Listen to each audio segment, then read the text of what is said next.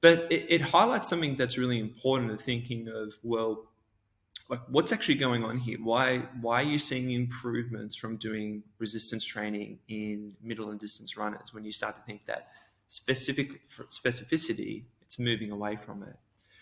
And this relates to two particular things. One, looking at the improvements of rate of force development, which we see as having some correlation to things like running economy, so running efficiency. Yeah, and that's how much oxygen you're actually utilizing to create, the output that you're getting from that aerobic metabolism. So if your running economy is better, you'll be using less oxygen to run at the same speed. Yes. And it's interesting to look at this further, thinking, well, how does rate of force development related to distance running? And part of this has to think about when you're thinking of a distance runner, their ground contact times are still relatively short. You probably got a better idea than I do. About 0.15 to 0.18. Yeah, okay. So they've got a relatively small window in terms of producing force. So the more efficient they can be at producing that force in a short period of time, the more recovery that they have within the rest of the running cycle. And so part of that goes to thinking about utilizing aerobic versus anaerobic energy systems too, because as you particularly improve your running economy, you're going to maintain more of your aerobic energy reserve essentially, and so you don't have to tap so much into that anaerobic energy system. And the other big one too relates to thinking of the structural changes or biomechanical changes to tendon. So when you think about distance running, so much of it is based on running efficiency.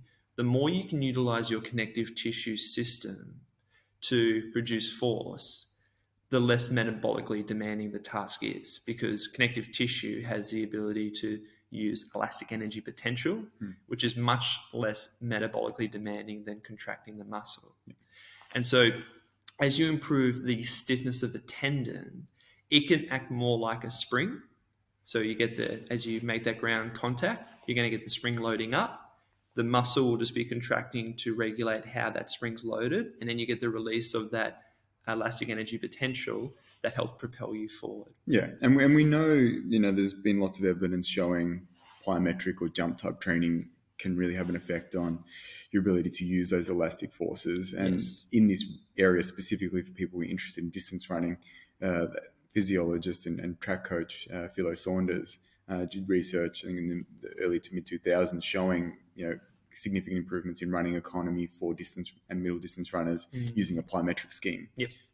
Within those populations. So it's been shown consistently that when you improve those elastic features of connective tissue structures particularly in the lower limb, that running economy improves. And this systematic review included doing everywhere from, say, heavy resistance training to more the explosive plyometric training. Jump stuff, yep. And essentially, you want to utilize a combination of both, and that's what's going to be based on their training history and so on, which we'll probably talk more about.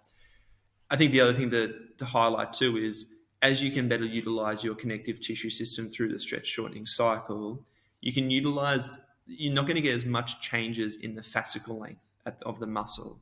So it's going to act and contract much more isometrically. In that situation where you're not getting big rapid changes of the fascicle length, and i.e. shortening velocity, it's going to be much less metabolically taxing on the muscle itself.